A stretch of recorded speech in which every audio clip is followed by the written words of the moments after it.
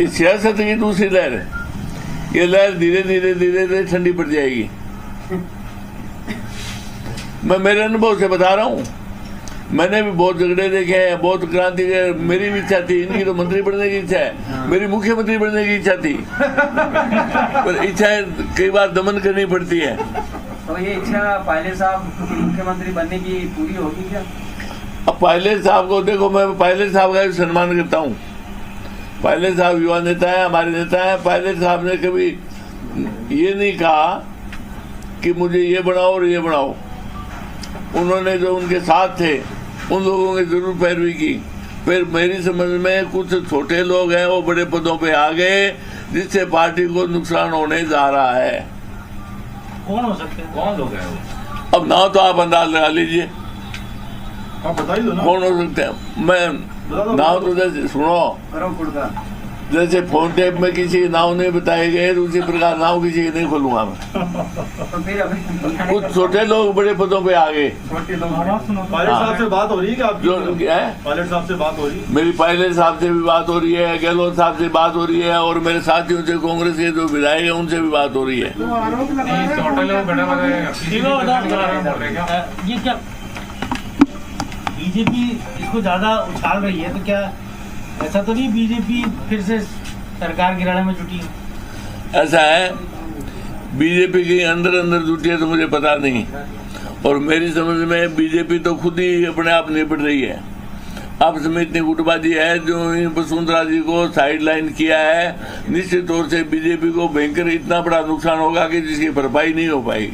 लेकिन बीजेपी का प्लान तो ये भी है कि सचिन पायलट को वो अपने खेमे में लेके आना चाह रही है। उनका मन है कि जितिन प्रसाद भी आ गए, ज्योतिरादित्य सिंधिया भी आ गए, तो पायलट को भी ले आया जाए। सचिन पायलट ने साफ कर दिया कि मैं बीजेपी में नहीं जा रहा हूँ, और बाकी तो सचिन पायलट साहब अपनी बात वो जाने, बाकी मेरी बात मैं जानूं।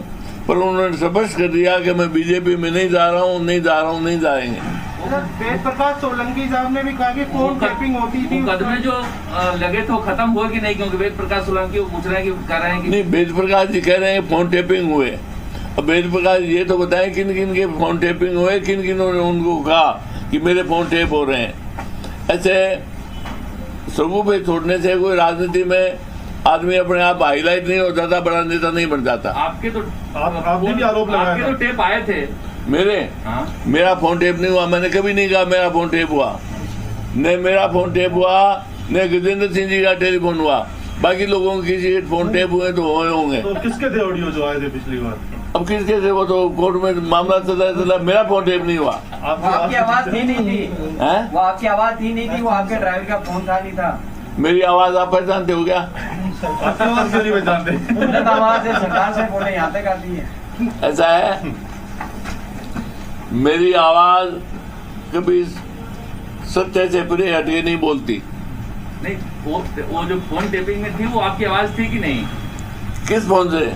वो जो पिछली बार जो ऑडियो आए थे ना, नहीं, मेरी जो बातचीत हो रही थी वो आप थे कि नहीं थे? ये हरियाणा में तब की बात। मेरा किसी के फोन से बात नहीं हुई। मैं गजेंद्र सिंह जो बल्लभ नगर के एमएलए थे उनसे जरूर बात होती थी, वो मेरे साथ थे, कैंप में मेरे साथ थे।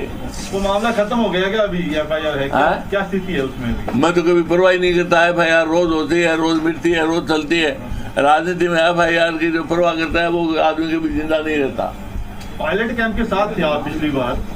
पायलट कैंप के साथ थे आप पिछली बार? हाँ था। तो क्या आपको लगता है वो जो मांग कर रहे हैं उन्हें मिलनी चाहिए या नहीं मिलनी चाहिए? क्या है आपकी? ऐसा है, जो व्यक्ति सीनियर मोस्ट है उनको निश्चित तौर से उनके कायदे से उनका सम्मान होना चाहिए।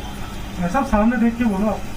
अभी तो आपने कहा था जो कमेटी बनी, मैं तो सामने नागेन पीछे सब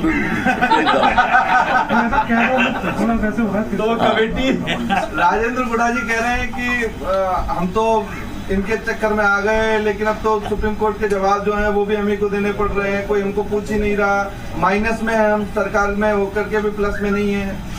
देखिए, मैं एक चाणक्य नीति की बात बताता हूँ। राजेंद्र गुड़ा जी आज राजा नहीं है, पर जनतंत्र के राजा हैं। आज राजाशाही नहीं रही। चाणक्य ने अपनी नीति में लिखा है कि राजा को और पंडित को दोनों को कोई भी निर्णय ले सोच समझ के लेना चाहिए।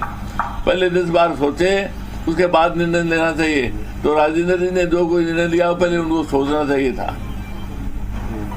आपने सोच लिया क्या, क्योंकि पंडित का जिक्र किया? मैं ऐसा है, मैं 7 बार सोच के कोई निर्णय लेता हूँ, और निर्णय लेता हूँ तो बैकआउट नहीं होता हूँ।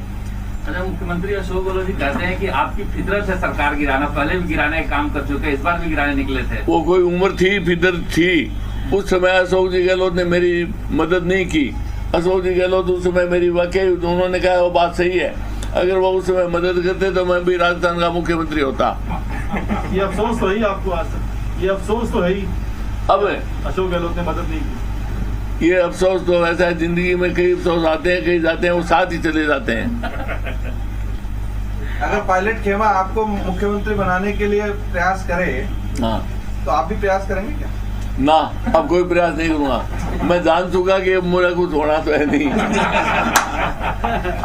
लेकिन जो आपने भी बात की थी छोटे लोगों की बात, क्या राजस्थान में छोटे लोग की ऊपर? ये राजस्थान में भी है, केंद्र में भी है, और आज जो सत्ता है चाहे बीजेपी की हो, वो भी कुछ छोटे लोगों के हाथ में है। इसलिए वो ऐसा ही हालात कांग्रेस में है, जो फील्ड वर्कर नहीं है, जो ग्रास रूट के आदमी नहीं है, जो पैराशूट से उतरे हैं, उनके हाथ में सत्ता है और संगठन है। इसलिए निश्चित तौर से इन पे विचार होना चाहिए। राहुल गांधी आपकी बात सही, वो भी कही थी कि राहुल गांधी जोकर, आपकी बात सही हुई, 2 बार हार गई कांग्रेस, आपके बात में दम था कि जोकर है। ऐसा है, ये गोवर्धन जी बहुत बड़ा मामला है। एक जो बात थी सबसे इम्पोर्टेंट,